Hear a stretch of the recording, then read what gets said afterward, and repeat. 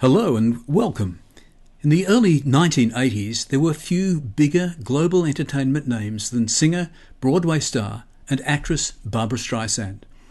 But in 1983, she took on multiple challenges with the making of Yentl, the story of a young Jewish woman who, when her father dies, poses as a man to increase her knowledge and to gain admission to a Jewish religious school. Barbra became the first woman since the silent era to direct, produce, co-write, star and sing in a feature film. It was an extraordinary effort, and one that would provoke a crossfire of criticism from within the movie industry, as well as from the public and film critics. However, Yentl went on to win the Oscar for Best Music Original Song Score and its Adaptation or Best Adaptation Score, and a Golden Globe Best Director Award for Barbra. I spoke to her by phone from her home in Los Angeles shortly after the film's release. Hello? Hello, Barbra. Hi, John. How are you? I'm thank you. How are you? I'm very well. Congratulations on the film. Thank you. What an enormous, incredible effort. I mean, after all those years, as much as anything else, to do what you've done.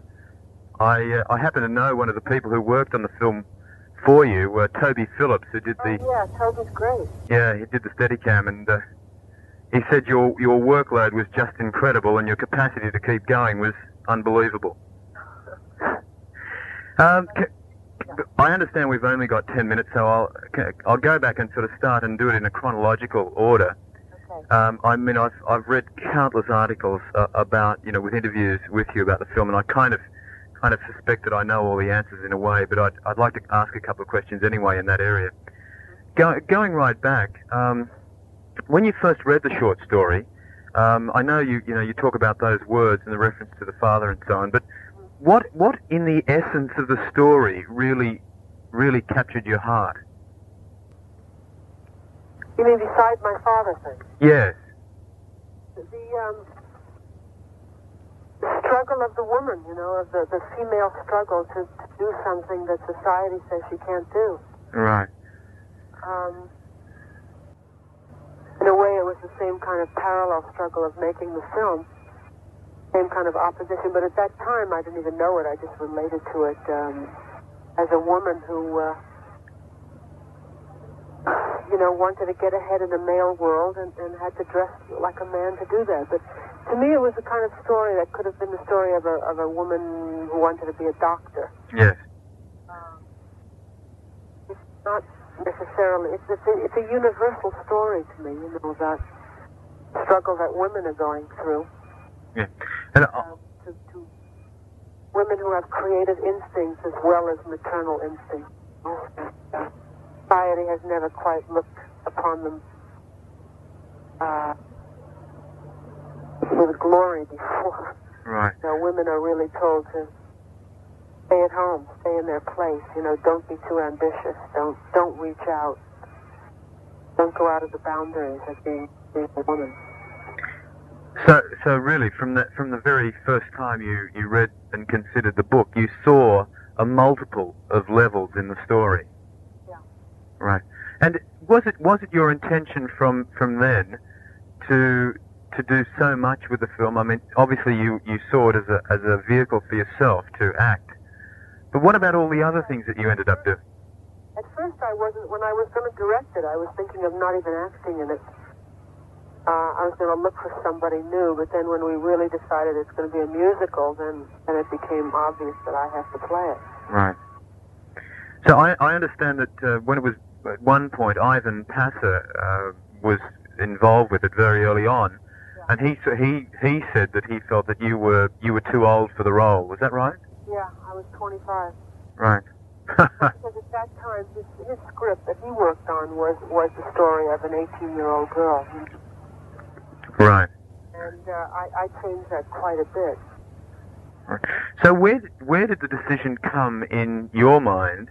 I mean, how far back was it when you decided it was going to be a musical, and therefore you had to play the role? 1979.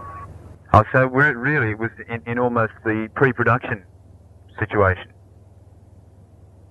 Well, it's been 5 years, that I wrote my first film outline, and I wrote it with music. Right. Threaded through it. But up until that point, it had gone through, what, 6 or 7 other writers? Up to that point, I guess about 4 or 5. Right. I find it absolutely astonishing. No, not even 4 or 5. No, up until 1979, there were only 2 writers. Right. 2 writers. Right. Well, okay. Well, then we're talking about a period of about 10 years, aren't we? Yeah. Well, it's 15 years since I read the short story, but in 1979 I decided to direct it. Right. And that's when I wrote my first film outline with music. I was talking about the integration of voiceover and dialogue. You know, that's what interested me, because I didn't want it to be a musical. Mm. And so, but in order, it was a very rich area, you know, a playground for music to express the characters' thoughts, which was Marilyn and Alan kind of talked me into it. That it would make it more accessible, and it was a rich playground for all these ideas, you know, that was her rich inner life, and it made sense. And then what became interesting to me was I had the pleasure of meeting Alan and Marilyn last year in London while they were actually working on the film. I was up there doing some interviews, and we spent virtually an afternoon together doing a TV interview and a newspaper interview. Right. Can I be quite honest? I have one criticism of the film, and it does have to do with the music. Can I say what it is? Yeah. When the story moves to the climax, and we all understand pretty well what everybody's feeling, I felt that perhaps there could have been less singing, less of Yentl singing, and just let the actual narrative of the story carried on from there. Well, you're entitled to your opinion. Yeah. I just thought I'd throw that in there so that I was being honest. We did what we thought was right, you know, and who knows? I mean, perhaps I was right years ago, never to make it into a musical. Right. I have read a story which was reported out here that Isaac Singer didn't like the film. He said he never saw it as a musical at all. Have you spoken to him since he's seen the film? No. You're aware of his feelings, though. Yeah, but I knew he wouldn't like the film from years ago because we rejected his script, so he became very bitter about it once his script wasn't accepted. Are you at all concerned about what he has said of the film? No. Right. So the one thing... I mean, I'm sorry he doesn't like it, but I knew he wouldn't, you know. I mean, he is a known misogynist, and the idea that I was even making this film, you know, didn't please him. Yes. He said to me, "You're an actress, make a movie about acting." Yes, yes. So, you know, there was no way I was going to win with him. Yes. Well, one of the things that astonishes me, having gone through so much material on the background of the film, is that while you were the biggest female star in the world, on this, you know, just looking at it in practical terms, from a business point of view, that none of the studios, nor even any of the independent producers, were prepared to go with you on the story. I mean, what sort of reasons did they give you for not being prepared to have a go at it? I guess they felt it wasn't commercial enough. I think at that time, you know, Heaven's Gate had changed the whole industry. People weren't wanting to make films over $10 million. And I guess because I was a woman, you know, they tend to be more frightened of a woman carrying the burden, you know, the financial responsibility of a film, whether it's going to go way over budget or way over schedule or whatever, you know. Mm. And I think something to do with, it's hard for me to say, it's like female actresses, you know, or anyone looked on with any kind of sexuality is like they tend to regard them as proper people to take over films. I don't know. I think we live still in quite a backward time for women, you know? Because Because men do it all the time. I mean, Paul Newman just directed and starred and wrote and produced his own movie, and nobody seems to bat an eye. Yes. Seems like the fact that I was doing all those jobs, they couldn't comprehend it. It was as if I was trying to show them something. I wasn't. I was doing just what a man does. Exactly. You know, it's no bigger deal. And yet the view of it seems to be so different for a woman to be doing it. No? Right. But going back before 17... By the way, I just wanted to say that it makes the job easier when you do all those jobs. It's easier. It facilitates things. Why exactly? Well, because each thing that you do serves the other thing you do. In other words, there are less people that have to agree on everything. Everything gets along. So when the crew, we had a wonderful relationship, the crew and I. They were very supportive, very loving. They all, I think, cared about the film. And, you know, when the people like you as a director, then they also like the producer, and they like the actress, and the writer. You know what I mean? Yes, I do, yeah. And I was able to serve myself as, like, the producer could serve the director, the actress could serve the director. Sure. Everybody could serve the director. Right. When you took a meeting, it wasn't very crowded. Yeah, I mean, it was easier. Sure. I thought, I mean, that's the way I operate. I don't know how anybody else does it, you know, but it worked for me. Right. I found that part exciting, to be able to direct, and then as an actress, just sort of step in and put the part in that I wanted as an actor, you know? Right. I found that very exhilarating. Somebody else might not, but to me, you know, I could handle it. I mean, it was hard, you know, it was hard. It was the most difficult thing I've ever done in my life. How physically difficult for you was it? It's very difficult, but you know, when you have passion about something, nothing matters, you know. You get by all of a sudden on 3 hours sleep. I find myself sleeping now 10 hours a night. I'm so tired, you know. And I'm sick. I've just been in bed with the flu for a week, with fever and everything. When you're making a movie, and you can't get sick.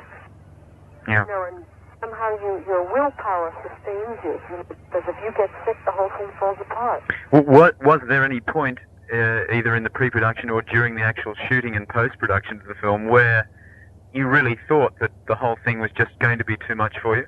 Yeah, all the time. I mean, every day. Every day I thought this was going to be the last, you know, but I just wouldn't give up. I couldn't quit, even though I felt, I don't know if I could handle all this. Especially the musical aspect of it was very difficult, you know. Pre-recording and the editing and the mixing and it was like making this very difficult album at the same time as I was making a film. Yes. Can we go? I'll go back just a little bit on that period prior to you actually beginning to make the film. What were some of the things that Hollywood executives said to you specifically? I thought that nobody would go to see it except in New York, you know. New York and L.A. They just thought it wouldn't. Like it was mainly Jewish people too who say, well, who's going to be interested in us Jews? And I'm trying to say to them that it's not a Jewish film. I mean, it's just a background. It's like, would you say The Way We Were was a political film? No, it's a love story. It has a political background. Yes. This has a Jewish background because it's based on Isaac Singer's. It's based on Isaac Singer's story. It is not Isaac Singer's story. It's just based on it. And because, as you know, I got into more feminist issues in Isaac Singer's story. He made the character of Yentl kind of demon, you know, a neuter gender person. When Avigdor says to her in the story, "Are you a man or a woman?" she says, "I'm neither." Yes.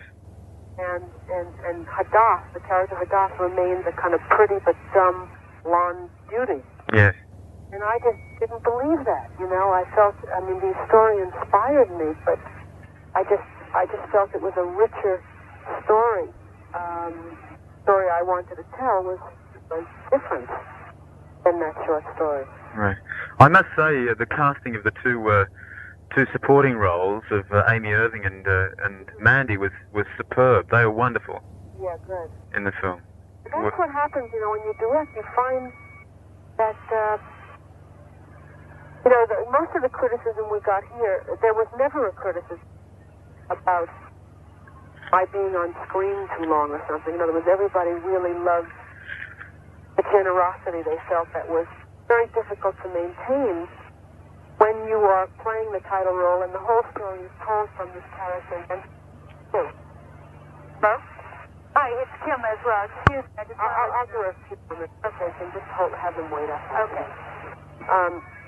In other words, I tried every way I could to keep the emphasis off me, because even and yet it's told, whoever played the part of Yentl, the story is told from her point of view. Yeah. And I think what was nice in the reviews was that it recognized that and talked about how good these performances were in my fellow actors, you know, which was really very important to me as a director. Yes. Yeah. Were you, can I ask you, were you particularly disappointed that the Academy nominations didn't come your way? I was disappointed, yeah. Why do you think it was? Do you think there was any kind of backlash against Barbra Streisand daring to go out and do all of that and succeeding as much as she did? Could be. Did you read the article in the Herald Examiner the next day? It was a brilliant article. No, I didn't. No. He said it was Hollywood's way to tell Streisand to stay in her place. You know, that Hollywood never has looked well upon independent spirits, and that Hollywood was not ready to accept a woman making a movie of her own. And perhaps that's true, perhaps it isn't. You know, I don't know. I find it strange. You know, it's like they really wanted to hurt Yentl in many areas, because without me even, it was shame to not recognize David Watkins' brilliant photography, our costumes, editing, sound, you know. So I can't tell you. It's a very strange place. It's a place where people don't seem to support talent of their own, you know, I mean their own personal talent, but other people's talent. Yes, I know. Have you had any personal reaction from people in the industry? Oh, I mean, people they're in an uproar. They're in an uproar. Everybody's outraged, but I don't know who the people who voted for those awards. Just everybody's outraged. I can't tell you. I couldn't believe it because we got the nominations come through on the telex, almost within an hour of them being announced, and I went up and down the list, and I thought, this is. I mean, everybody knew the terms of endearment was. Everybody was expecting, you know, about 10 nominations in all those areas, and because of our reviews, I suppose, and people's reaction to the film. The thing that's wonderful is, look, I get wonderful letters from people, how Yentl has been such an experience for them, how they've seen it 10 times, it's changed their lives, it inspires them. I got a beautiful letter I get letters from wonderful directors and filmmakers, you know, that are gorgeous and very meaningful to me about the work.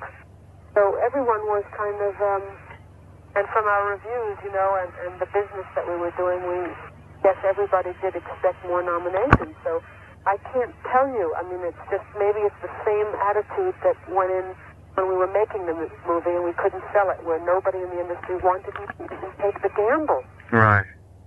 And perhaps they're saying, you know, look, we told you not to do this, and we don't look upon you well for doing it, and don't do it again. So would you do it again? If you found something that you believed in as passionately, would you go out and do it again? Yes. Absolutely. And what about... It's like Steven Spielberg, you know, it's like he makes this brilliant movie called E.T., and they don't vote for him, so... Yes. I think they think certain people have enough. You know, yes. They don't want to give them any more. Yes. What about for you now? One of the disappointments for us down here is that you've never toured with concerts or anything. Is it likely that you might ever do that sort of thing? Maybe someday. I don't know. I can get up the nerve. You know, it's kind of scary when you get to sing in front of lots of live people. Maybe someday I'll do it. Who knows? Right. What about? I know you don't like to repeat yourself. So, what have you got coming up in the next 18 months to 2 years? Have you got any idea what you're going to do? No. The only thing I'd like to do, and I don't know when I'm going to do it, are the classic plays on television. What, Shakespeare? Shakespeare, Ibsen, Shaw. Yeah, all kinds of wonderful plays where the play is the thing, you know, and the actors have to come up to the play, you know, have to be as good as the material. Right. So it'd be wonderful not to have to sit and work on a script for years, you know? I can appreciate that. Yeah, I have to go now. All right. Well, Barbara, thank you very much. And thank you, John. And all the very best, whatever you do. Oh, thank you. A truly amazing talent. Her most recent films are The Guilt Trip and Little Fockers. In mid-2021, Barbara released her latest album, a new collection of 10 previously unreleased studio performances called, appropriately, Release Me Too. Thanks for listening.